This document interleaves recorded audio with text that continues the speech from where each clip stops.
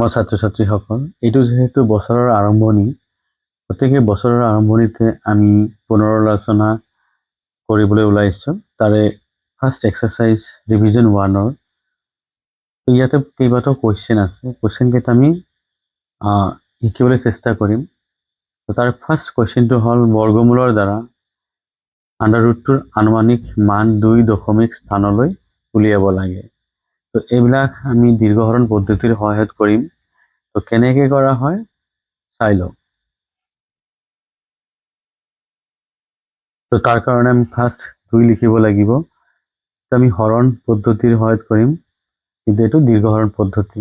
তো ইয়াতে আমি ডিভিজৰ এটা ল'ব লাগিব, যিটো কি হ'ব বৰ্গ কৰিলে ইয়াৰ সমান হ'ব বা তাতকৈ ইয়াৰ সৰু হ'ব লাগিব। তো 1 ল'ব লাগিব।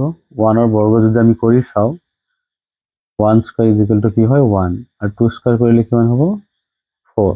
তো 2 স্কয়াৰ ল'লে ইয়াতকৈ ডাঙৰ হৈ যাব, গতিকে আমি 1টোৱে ল'ব লাগিব।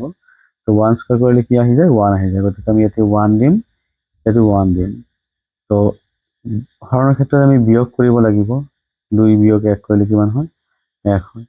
কিন্তু ইয়াতে আৰু এটা নিয়ম আছে, এইবাৰ এইটোৰ 2 গুণ হ'ব লাগে বা ডাবল হ'ব লাগে।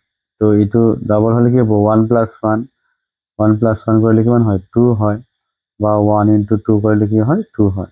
গতিকে আমি এইটোৰ ডাবল ল'ব লাগিব 2।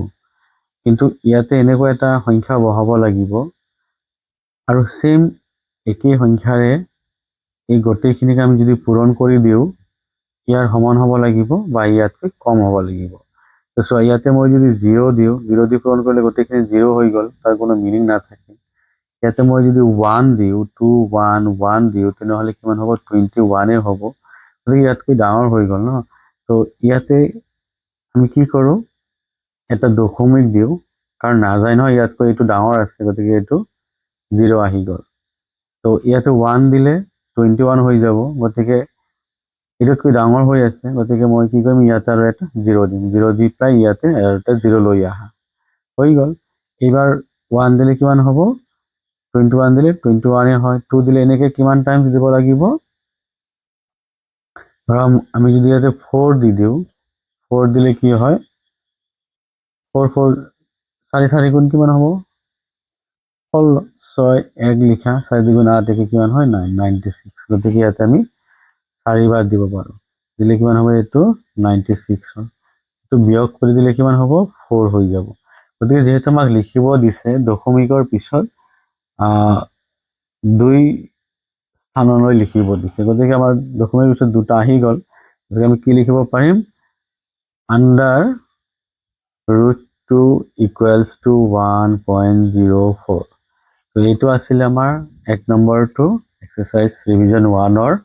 এতিয়া আমি 2 নম্বৰটো কৰিবলৈ ওলাইছোঁ, চাই লোৱা।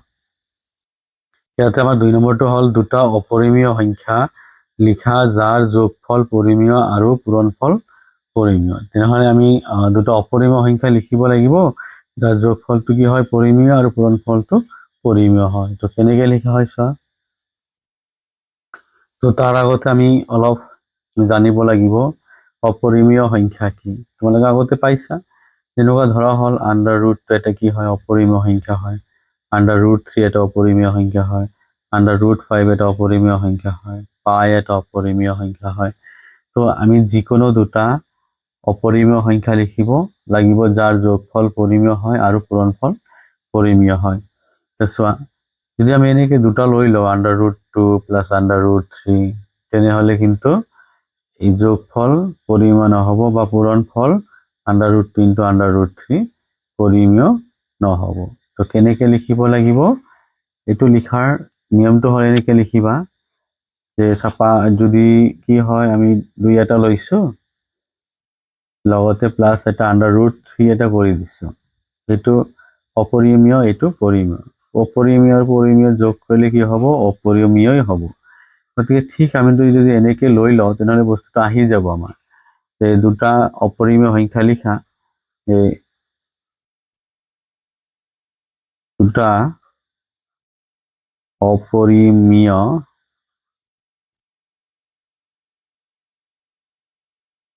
সংখ্যা হল 2 প্লাছ আণ্ডাৰ ৰুট 3 এটা লৈছোঁ আৰু এটা লোৱা 2 মাইনাছ আণ্ডাৰ ৰুট 3 এনেকৈ লৈ লৈছোঁ। তো লোৱাৰ পিছত এইবাৰ আমি চাম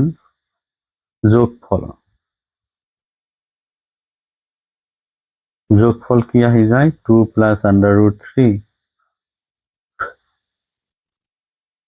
প্লাছ 2 মাইনাছ আণ্ডাৰ ৰুট 3 এটা যোগফল আহি গ'ল। তো যোগফল ব্ৰেকেট এবাৰ উঠাই দিয়া 2 plus under root 3 minus 2 plus আছে এইটো প্লাছ দিয়ে মাইনাছ 2 আণ্ডাৰ ৰুট 3 এতিয়াতো কাট হৈ গ'ল কি থাকিল 4। তো 4 এটা কি হয় পৰিমেয় হয়। তো যোগফলটা আমি কি পালো পৰিমেয় পালো। এবাৰ আমি অপৰিমেয় সাম মানে দুটা সংখ্যা পূৰণ কৰিলে কি হ'ব লাগিব তাৰ পূৰণফলটো অপৰিমেয় হ'ব লাগিব। এতিয়া লিখা পূৰণফল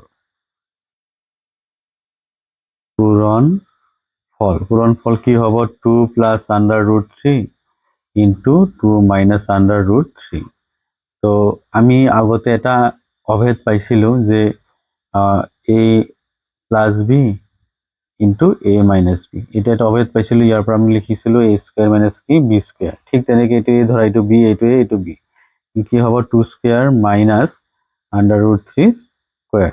তো এইটো 2 স্কয়াৰ মানে 4 আহিল, এইটো কিমান হ'ব 3 গতিকে কিমান আহিল 1। তো 1 এটা কি হয় পৰিমেয় সংখ্যা হয়। তেনেহ'লে আমি যোগফল কি পালো পৰিমেয় আৰু পূৰণফল কি পালো পৰিমেয়।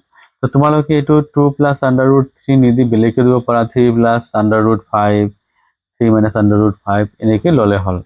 এতিয়া আমি কুৱেশ্যন নাম্বাৰ 3টো চাম। এতিয়া ইয়াতে কুৱেশ্যন নাম্বাৰ 3টো আহি গ'ল সংখ্যা ৰেখাৰ সহায়ত -5 আৰু 5ৰ মধ্যৱৰ্তী অখণ্ড সংখ্যাবোৰ লিখা। তো -5 আৰু 5ৰ ইয়াৰ মাজৰ মধ্যৱৰ্তী অখণ্ড সংখ্যাবোৰ আমি লিখিব লাগিব। তো কেনেকৈ লিখা হয় চোৱা। এতিয়া চোৱা মই এটা সংখ্যা ৰেখা বনাই লৈছোঁ। ৰেখা ফাৰ্ষ্ট আমি আঁকিব লাগিব, তাৰ ওপৰত যদি আমি সংখ্যাবিলাক বহাই দিওঁ তেনেহ'লে এইটো কি হৈ যায় সংখ্যা ৰেখা হৈ যায়। কিন্তু কুৱেশ্যনটোত আমাক কৈছে -5 আৰু এই 5ৰ মাজত যিকেইটা মানে অখণ্ড সংখ্যা আছে সেইকেইটা আমাক লিখিব দিছে। তো গতিকে চোৱা এইটো হ'ল -5 এইটো হ'ল কি 5 এইকেইটাৰ মাজত কিমান কেইটা আছে এইকেইটা আছে সেইকেইটা আমি অখণ্ড সংখ্যা লিখিব লাগিব। লিখা এইবাৰ যে therefore -5 আৰু 5ৰ মাজত থকা অখণ্ড সংখ্যাবোৰ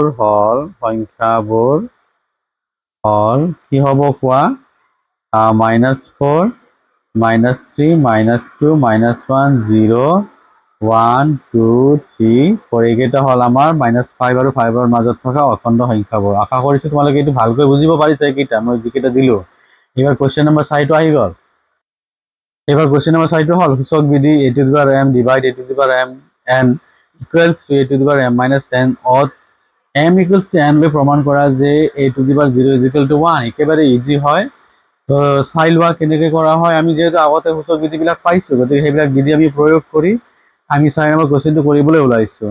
তো 4 নম্বৰ কুৱেশ্যনটো হ'ল চোৱা।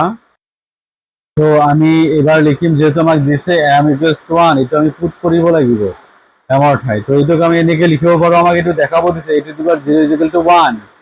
তো আমি লিখিম a to the power m এইটো ডিভাইড আছে ন এনেকৈ লিখা n আৰু এইটো a to the power m minus n যি আছে তাকে লিখা।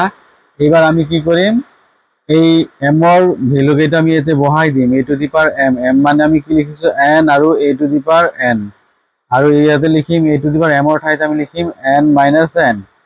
তো এইটো কি হয় কাট কৰিব পাৰোঁ চোৱাচোন 1 টাইম যায় ন দুটাতে আৰু কি হয় এইটো মানে আমি 1 লিখিব পাৰোঁ আৰু এইটো যদি দুটা আছে n minus n কিমান হ'ব 0 হৈ যাব। তো আমি কি দেখালো a to the power 0 is equal to 1 এইটো আমাক দেখাব দিছিলে মানে সহজ হয়। তো তোমালোকে আশা কৰিছোঁ আজিৰ যিকেইটা কুৱেশ্যন আছিলে গোটেইকেইটা বুজিব পাৰিছা। যদি মোৰ ভিডিঅ' ভাল লাগিছে লাইক কৰিবা আৰু শ্বেয়াৰ কৰিবা আৰু আগন্তুক মই ভিডিঅ' বনাবলৈ অনুপ্ৰেৰণা জগাবা। Thank U.